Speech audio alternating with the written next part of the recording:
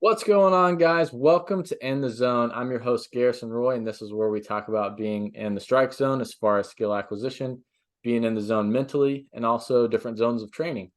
And if you're new to the podcast, we got rants, we got mental minute game hacks, deep dive educational episodes, and also full length interviews, which we have today.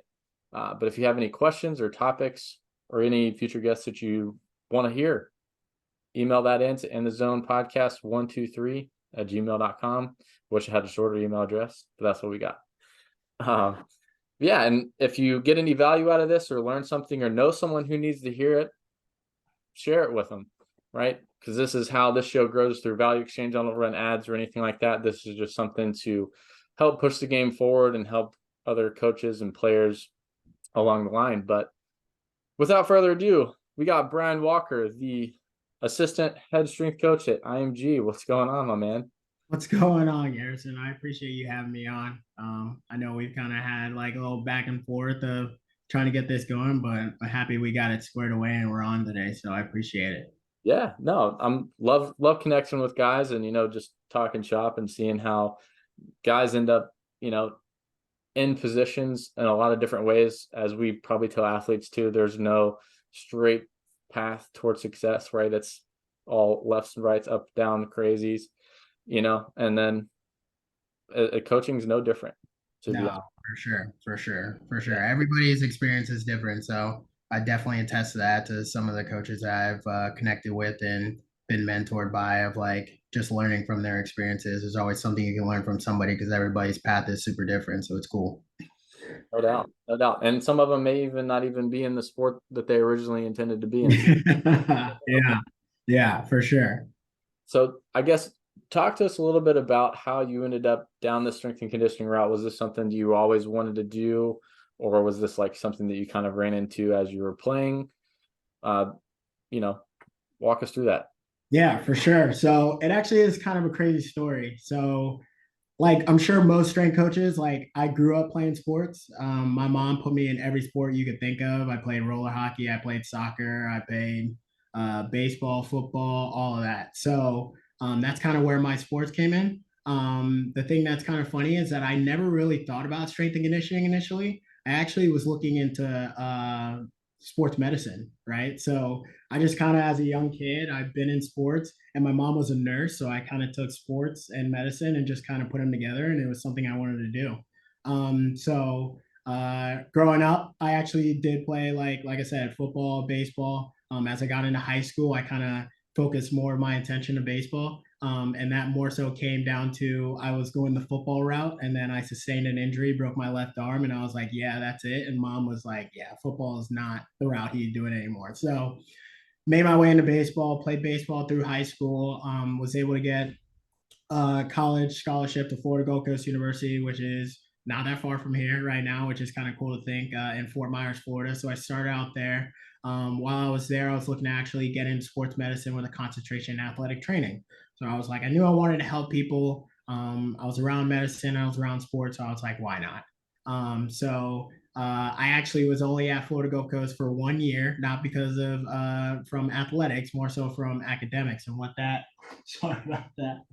Uh-oh. Oh.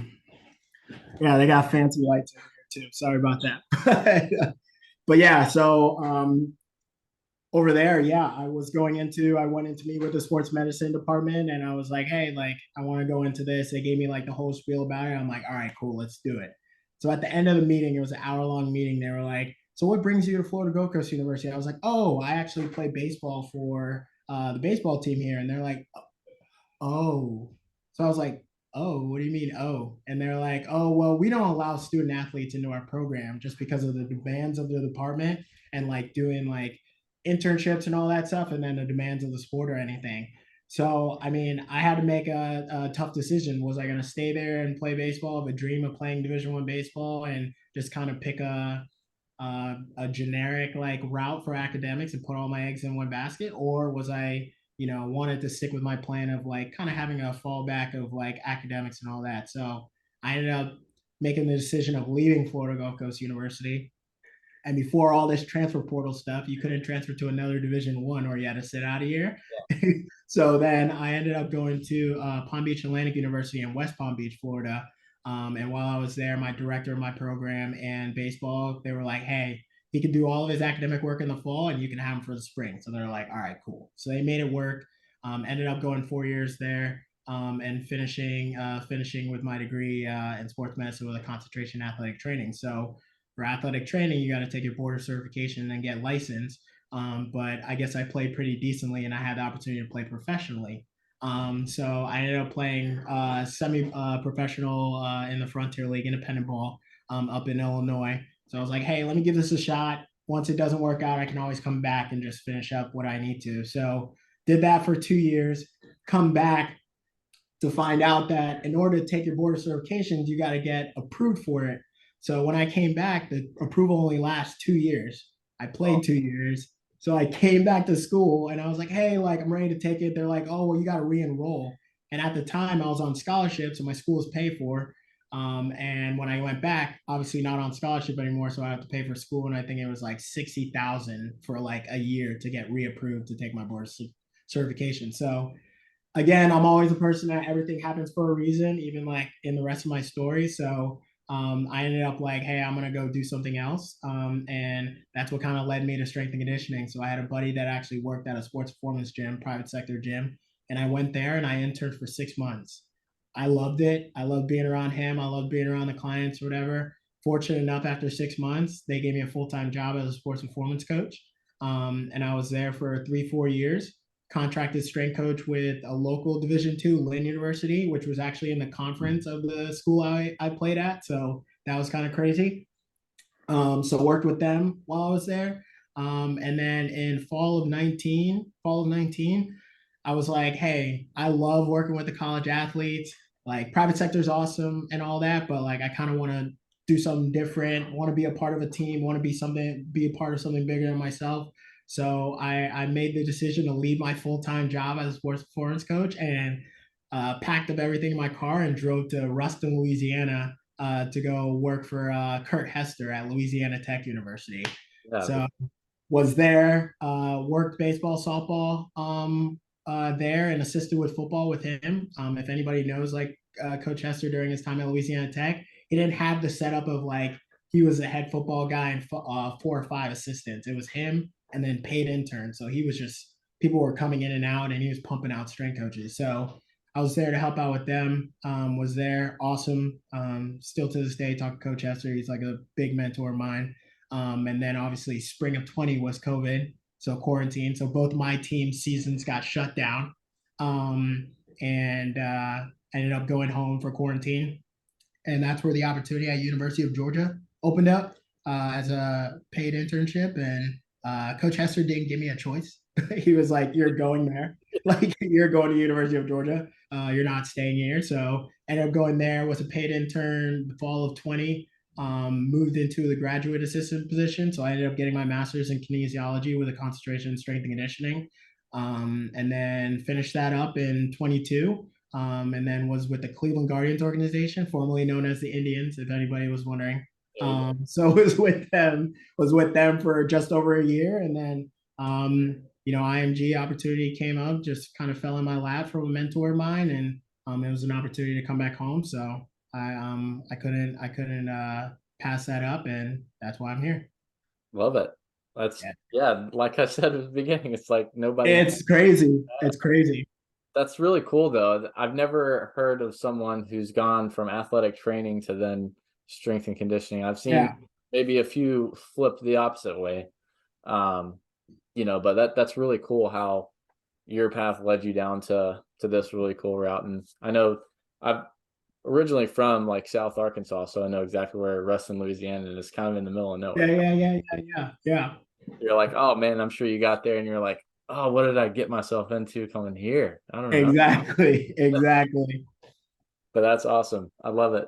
And I'm sure, just being in that environment from switching over from private sector to the college setting is, you have different dynamics of how things Sure. work there, and like team settings, you're getting teams in and out, you have very limited time as far as NCAA is concerned. And then, going to a pro setting, it might be a little bit different. And now you're kind of switching back to that private sector side. So Right. talk a little bit more of, what I think the general information and what you need to know is probably fairly Right. similar, but For there's a sure. lot of different challenges and, just different ways in how all three of those work and operate. Yeah.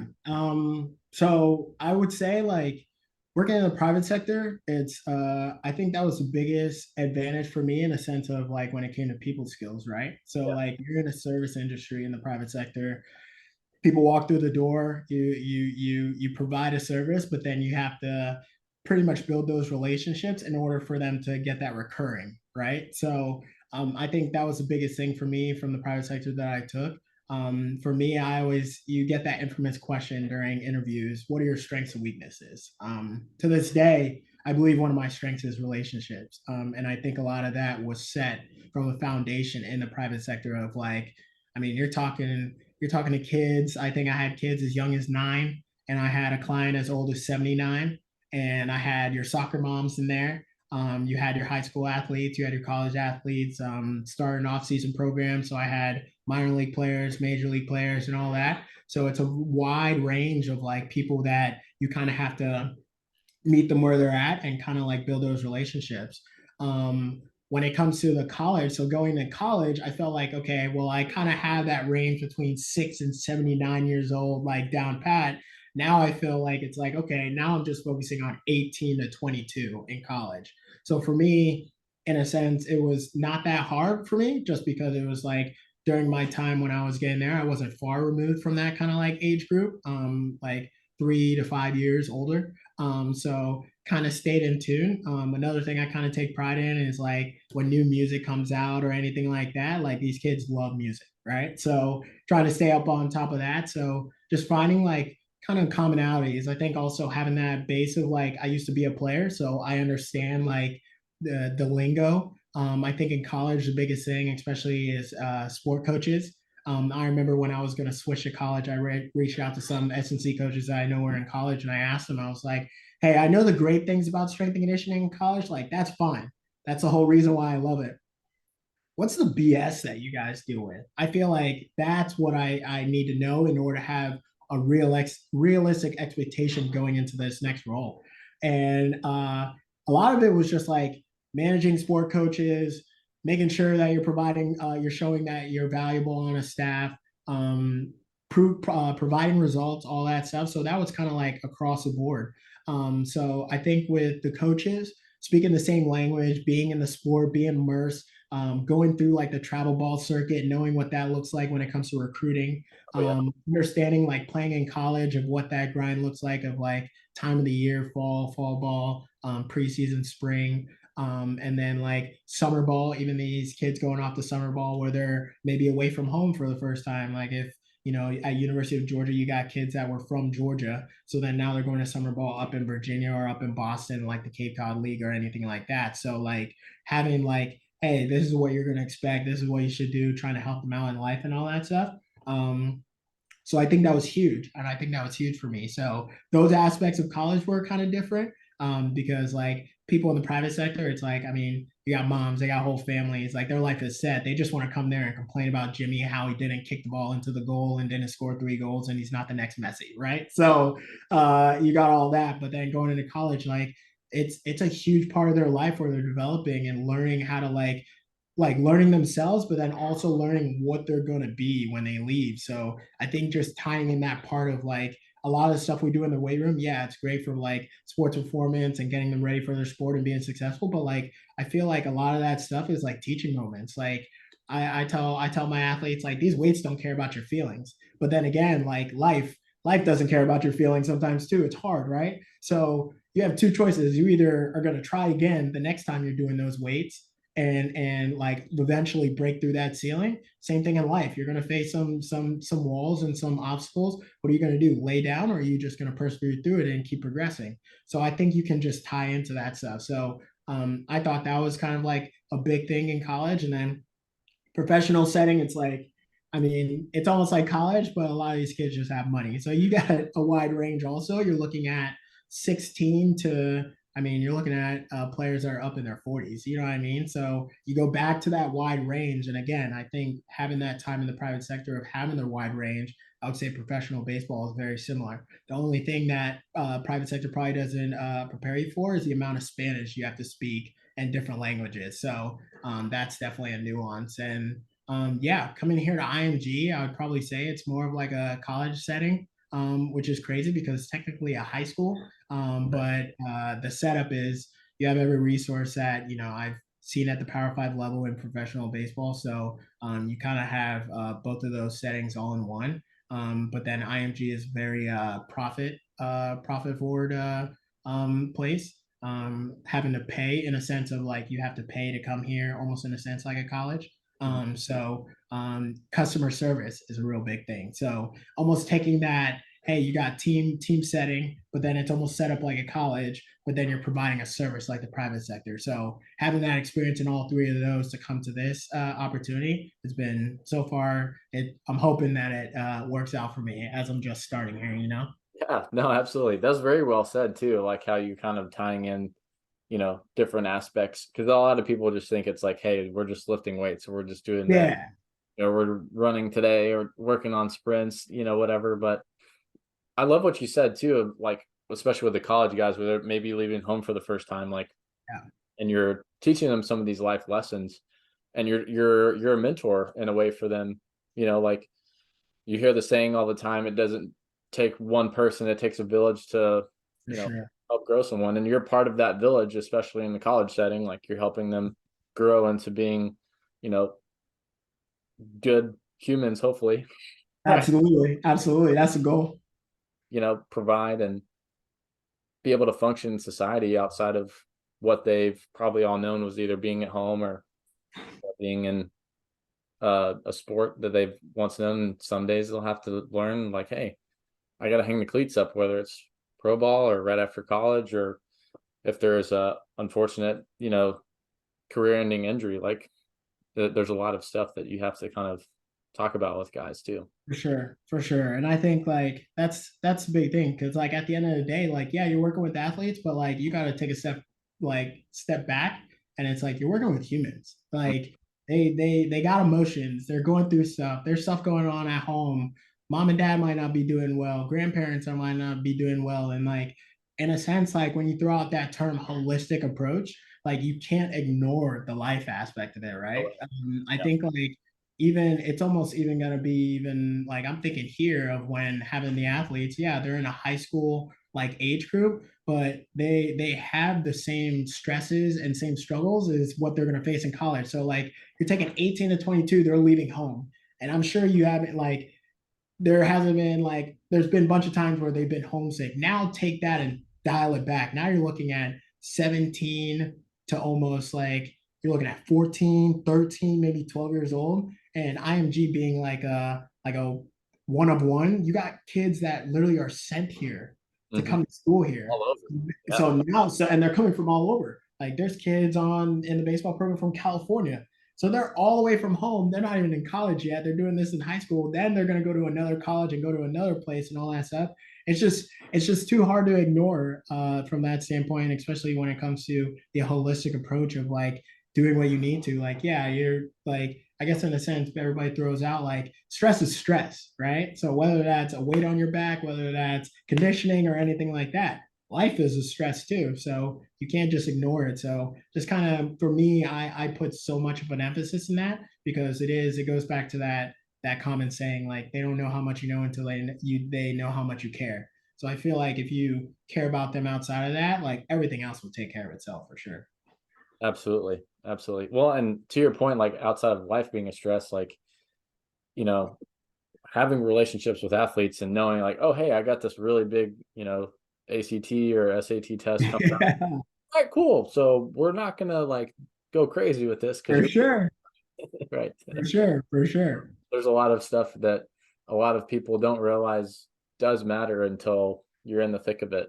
Absolutely, absolutely. Yeah. But it's actually kind of cool how that's all tied back and looking back at your progression of like, hey, all right, you had the private sector piece, you had the college piece, you had the pro setting to where you had all the resources, and now you have like a best of both worlds with this position. So it's it's pretty neat. Um, to kind of roll back on what you were saying there, like younger kids, way back when this was like, early 2000s, Yeah, yeah, sent me to IMG just for like a camp thing. It wasn't for yeah, absolutely. so I went and I was like, okay, cool. And then there was a bunch of other guys. We were like staying in these little, you know, almost dorm like things. So this was my first experience of like ever going. And my two brothers and family were down the street at Disney while I was doing this thing. Yeah, I was yeah, there 2 days in. I was like, man, this is really what it takes. Like this kind of sucks. for sure, for And I sure, was also jealous of my brothers. I was like, yeah, they're having fun at Disney. I'm over here grinding. Like for sure, for part of me sure. was like, all right, cool. And another part of me was like, I still want to be a kid again too. Yeah, yeah. So No, it's definitely a balance. Like it's crazy because like you have that where it's like again like you have these young kids like they're kids, you know what I'm saying, but then again it's like they are paying this money to come here and in a sense to give them that advantage to where I guess the ultimate goal is to like make that transition to the next step super easy, right? So like just talking to some parents the other day, like Jimmy's 14 years old, like why would I send Jimmy here or anything like that? And I think the biggest thing is there is that transition period where it's like think about you go to a high school that maybe doesn't have all the resources, nothing wrong with it, you still can get it accomplished, but then now you go to a college where they have like pre-screenings or you're doing movement screens, you're doing stuff with force plates, Nordboard, force frame, just testing all this stuff, you're getting pricked and all that stuff. Like that could be a lot, right? So like that's a big transition. So coming to a place like this where you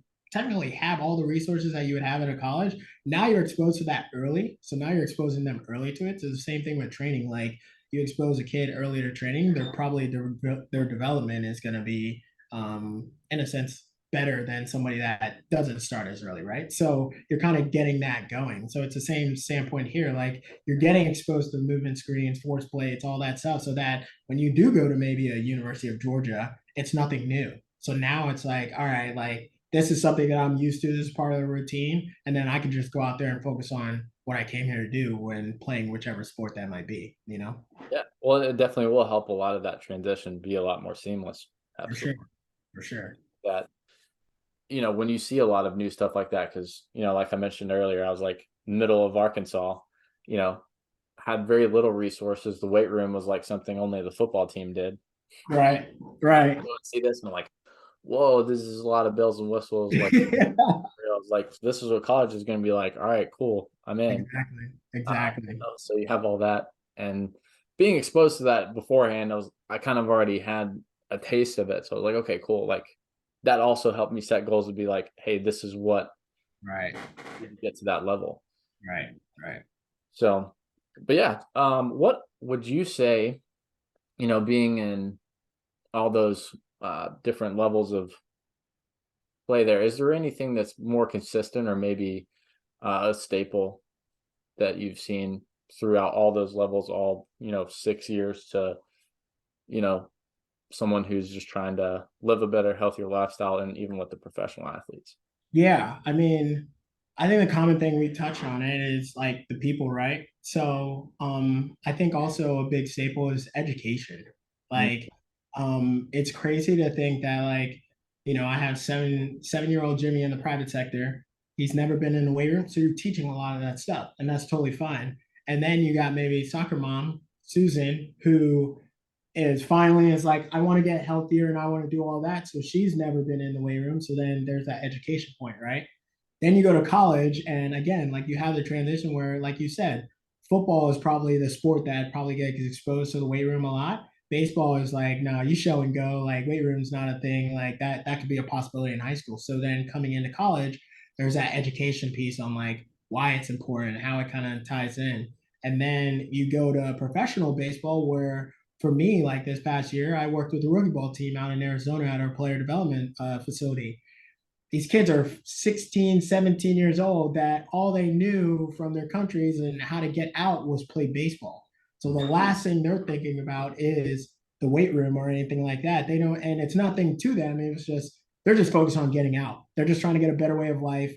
They've seen so many people, whether it's from Dominican Republic, Venezuela, Puerto Rico, that like got out playing the sport of baseball. So they just did that. Whether it's like they hit 500 balls off the tee, they go and throw bullpens, they make sure their arm is good, they do long toss all the time just to like improve their performance. So their first time getting exposed is when they get into an organization or anything like that. So just those points or anything like that is just the education point. Mm-hmm. I feel like it's been so important and it continues to be important, especially like knowing why, right? So I talk about the foundation is relationship. You got to have a relationship, right? So, because if you're trying to tell someone, if I don't know you and I come over you and I'm like, hey, Garrison, like, this is what I think you should do with your life. What's stopping you from telling me to kick rocks? Like, hey, man, you don't know me. Like, why are you giving me this advice? But if I took the time to get to know somebody, get to know an athlete, and like, hey, like this coach cares. Like he's asking about my family, he's asking about what my life was, how I kind of grew up, to kind of get an idea of like where I'm at. So meeting people where they're at, then it's like, hey, this is what we're gonna do. Because right when you kind of hit that level, the next level is like, all right, what are you gonna do for me? How are you gonna help me in my career? How are you gonna help me get closer to my goal that I have for myself? And in my realm, it's like, hey, well, I want to make you bigger, I want to make you faster, I want to make you stronger, right? So then it's like, okay, well, how are you going to do that? Boom, education. So this is how we're going to do it. This is why we do it. This is the reason why we do it at this point of the year. This is the reason why we don't do it at this point of the year. This is why we emphasize this aspect of training in this point of the year. This is why we don't. This is why we use this piece of technology during one aspect of the year. This is why we don't. So I think just that education part is huge just from a buy-in standpoint, but then also from the standpoint of like just like getting kids to like follow, right? So not follow, but then again, I just said buy into what you're saying. So now that they know why they're doing it, how it's going to help them, knowing that you have that sense of care of them, then it's like, all right, well, at this point, I make the joke sometimes to coaches where it's like, yeah, I have those relationships with my kids. Like if I got a workout off of YouTube and wrote it on the board, they will do it. If I say jump, jump how high, and that's because put so much emphasis on building a relationship with them, showing that I care, showing that their success is my success, that I want their goal that they have, I want it just as bad for them too. And then everything else kind of falls into place. So that's where I mentioned earlier, where it's like, if you take care of all of that, everything falls into place. So yeah, kind of go back to like the answer to your question. Like I think the education piece, the people piece, one, but then the education piece from private sector to college, different levels of college, professional, even coming here. The education piece is consistent across the board.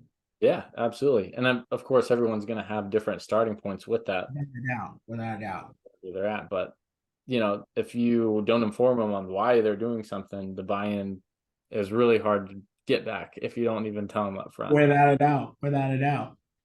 Yeah. Well, and you hear that a lot of times too, where I'd say this is probably more an American guys. Maybe this misconception might be from other guys that you were working with in rookie balls, like, oh, bigger is better or mass equals gas. Yeah, yeah, yeah, yeah.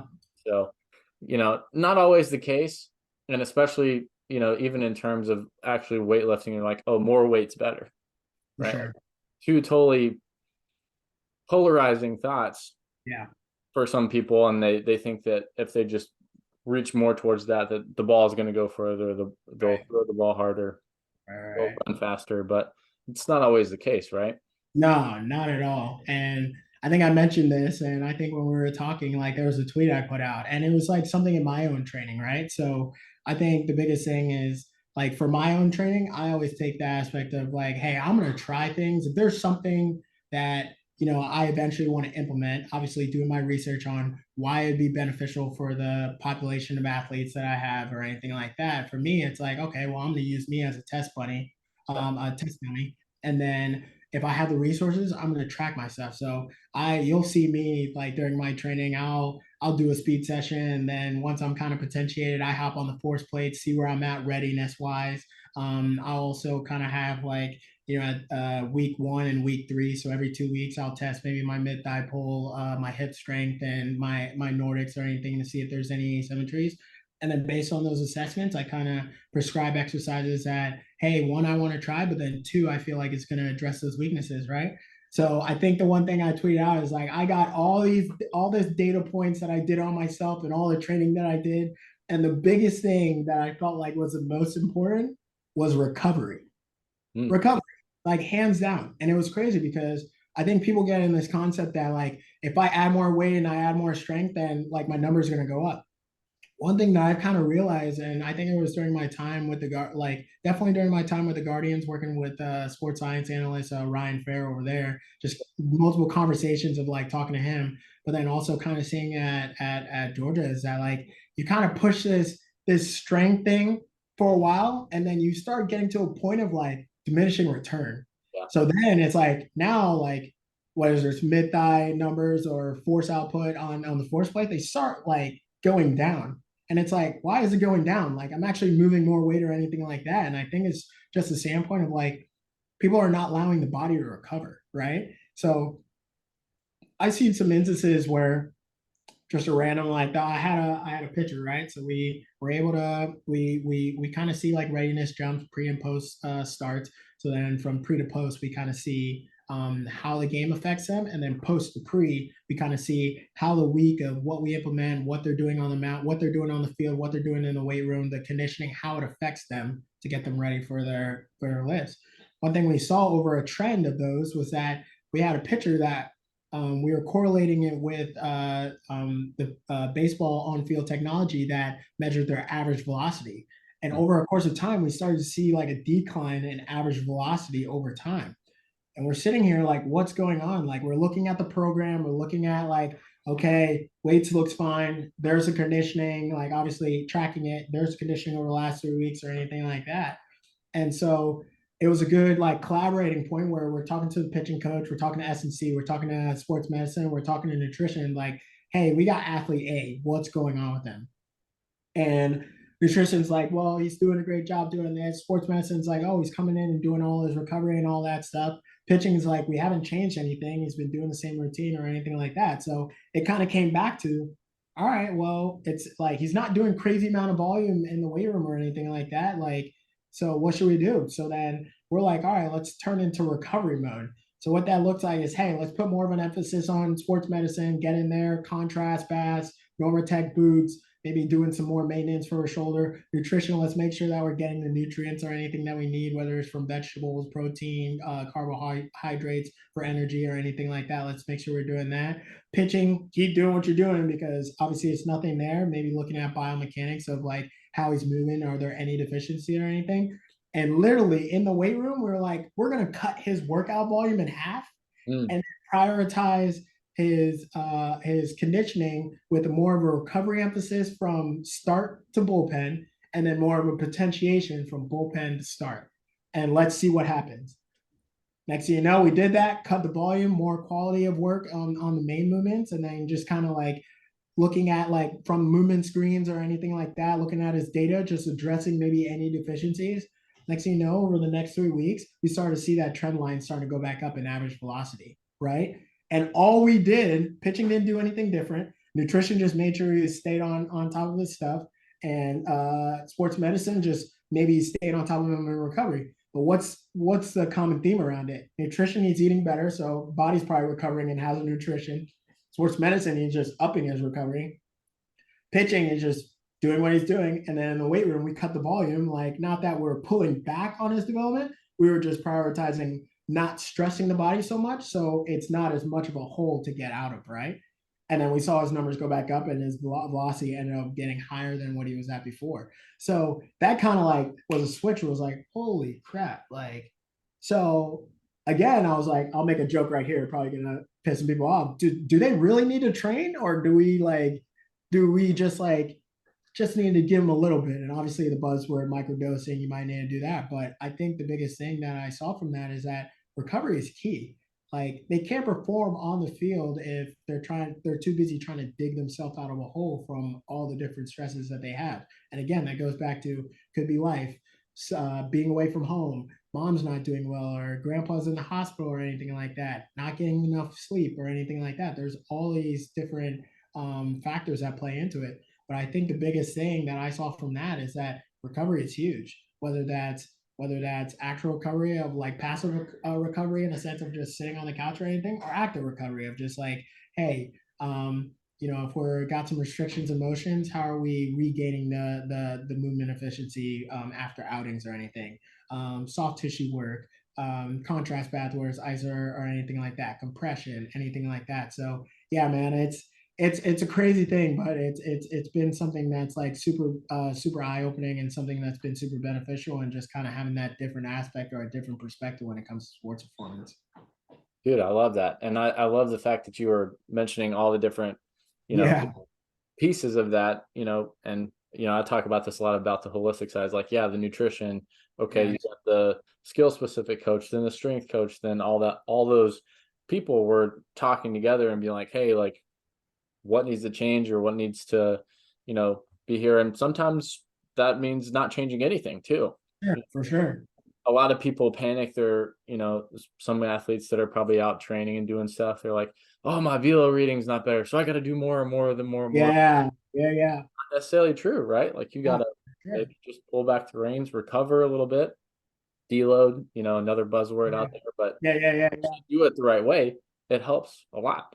For sure. And to your point, I mean, you made the point like everyone's different. So Yeah. maybe like what we did with that athlete won't work for somebody else. Maybe more is like maybe they need to be stimulated more, or maybe they or anything like that, or they need to be stressed more in order to kind of take that next step. So everybody's different. And that's where like I think the art of coaching kind of comes in of like, hey, this person might need this, but that doesn't mean this other person needs the same thing. Like they maybe need more. Maybe they need more of a certain aspect. Like that's where like for me it's fun. And I love the developmental aspect because you see so much of that, especially in a young population and young athletes or anything like that. Because I think when you get to the older athletes, the major league players and AAA guys, AA guys, the upper level guys, they know what worked for them. They've kind of seen all the data over the years, and it's like, all right, this is because they have to be more efficient. They're getting older, so they have to be more efficient. These young Thundercats, like they can just run out there and do whatever. So I think it's like the biggest thing for them is sometimes pulling the reins on some and maybe pushing some others. Yeah, absolutely. Well, I'm curious too. I mean, obviously I've seen it throughout the years with just guys that I've had access and trained, but their training age also plays a lot of role, Oh yeah. Oh even yeah. what they did previously. So like you have another guy's like, oh hey, I used to do, power cleans and all this stuff. I'm like, all right, cool. Well, it worked for you. I guess we can keep doing it unless Right. you're putting yourself at a high risk for injury or you For have sure. something going on there. Maybe that would be the only reason we change it, because sometimes you don't really want to completely reinvent the wheel for a guy that's already starting to progress and go up. But if Yeah. it's the opposite, and just like, hey, everything you're doing is not really getting anywhere, Yeah. then Yeah. that's where you kind of introduce some newer stuff. For sure. And I think that's probably what I'm looking at with this population a lot, right? So I think the ones that are just really getting exposed to this stuff, like I think a lot of their gains or anything is more going to be neurological than anything because now their body and their CNS is actually getting exposed to stresses and all that. And obviously, a lot of people you'll see those jumps. So, obviously, when we do that, don't expect me to post anything like, look at the gains at these, but no, the body just like the body is just adapting eventually. But then the older ones, like you said, they're not going to have that huge jump right away, right? So like for them, it's like you got to find other ways of like how to help them, and I guess that's where you kind of get into the sexy things of sports performance, and that's where for me personally, during my time at Louisiana Tech and then spending time with Kurt Esser, like I don't need technology, but if I have it, I'm going to use it because, in a sense, for me, I just look at that like it just takes the guesswork out of things. So like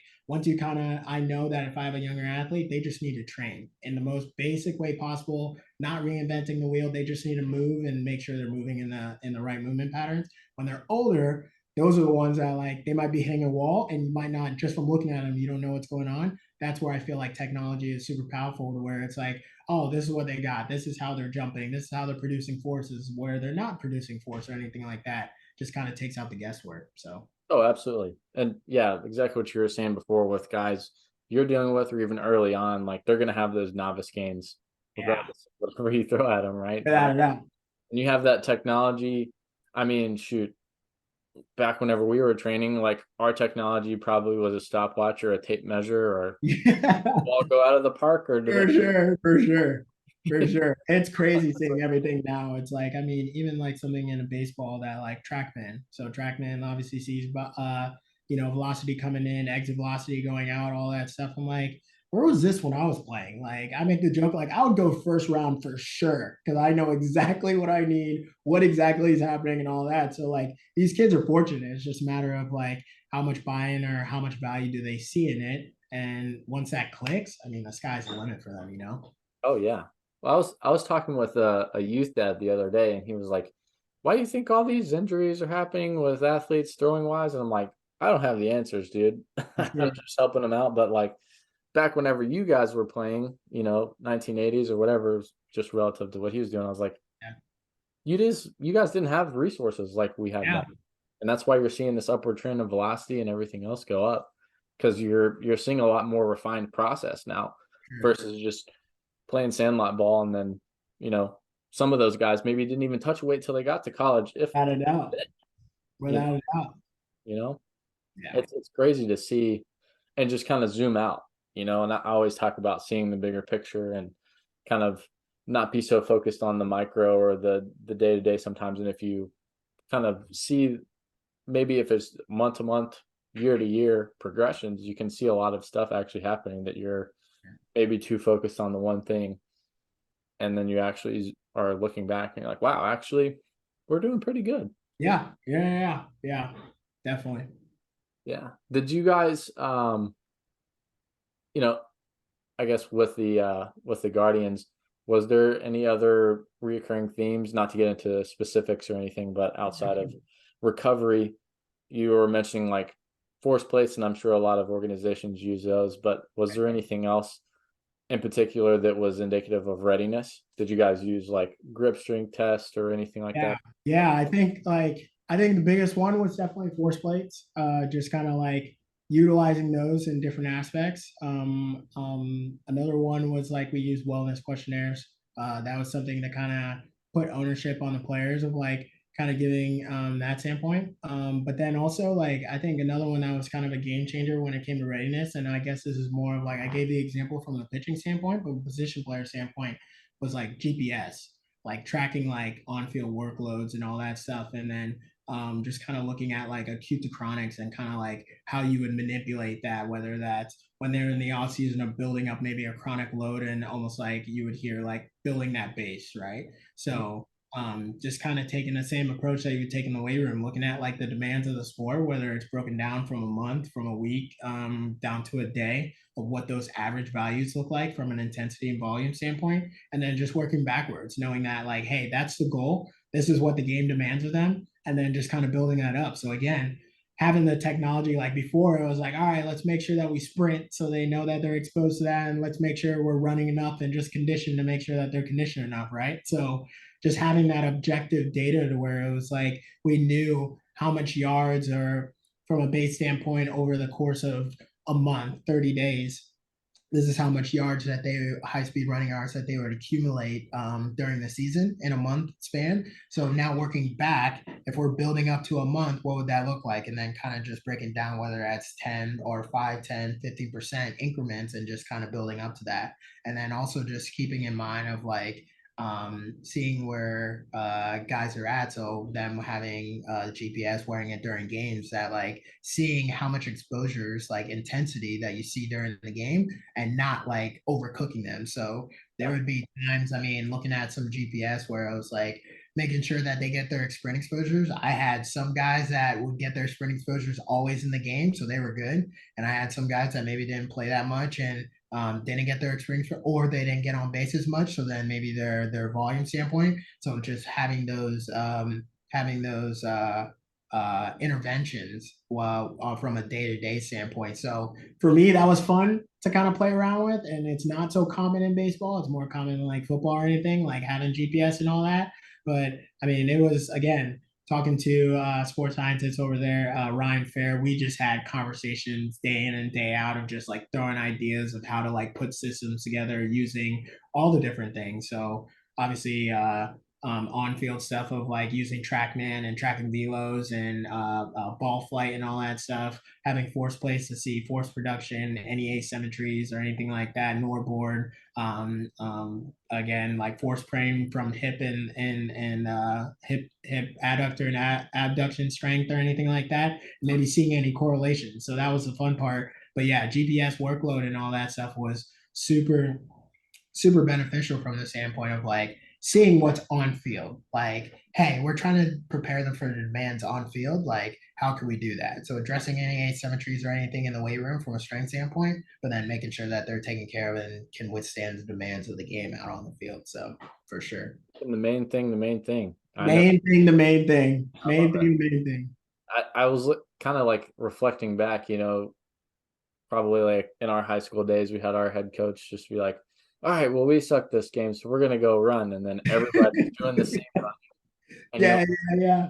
oh, this is terrible for the guys that are probably the 10 or 12 guys that have just played and are being For ready. sure. Guys who are sitting on the bench and aren't doing anything, yeah, they'll probably get something out of it. But For sure, for sure. And it was crazy. Like I think there was one game and like I don't know what it was exactly, but we had one kid that went like 4 for 5, was running all over the place, stole bags, and accumulated like 400 or 500 high-speed running yards in a game in baseball. And that's the type of stuff you would see maybe in a football game or anything. yeah. 400 to 500 yards of high-speed running. And then the next closest to that was another kid that went like 2 for 4 that day and had like 250 high-speed running yards. So you could kind of see like the big discrepancy. So if you didn't have that to like really see, like right away we saw that flagged, and then it was like we went down the chain of commands. That was something that I loved about the Guardians was the collaboration piece. Mhm. Chain of commands, recovery mainly. Hey, sports medicine, what are you doing? Nutrition, we need to make sure that they're getting their carbs and their proteins from a recovery standpoint.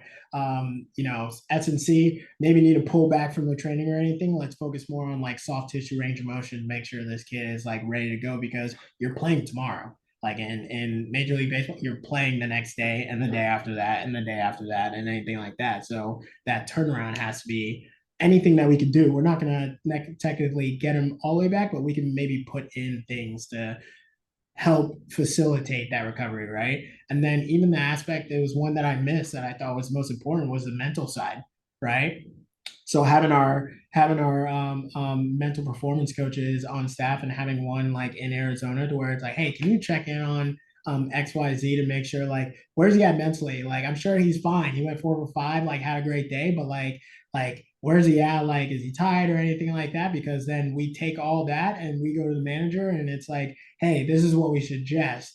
Maybe they're not there mentally, so maybe giving them a day or anything like that to maybe help out the recovery or anything. And then just having all of that, it's kind of like you're almost putting a case for you're going to court, right? So Yeah. hey, this is what we got. This is what happened. Had a great day, but XYZ, this is all that happened from all the different departments. This is what we suggest. And a lot of it came down. The managers were great. The managers were great. And all the fundamental staff was great because if we brought that to them, it was like, all right, cool. This is what we're going to go with because at the end of the day, it's all about the athlete.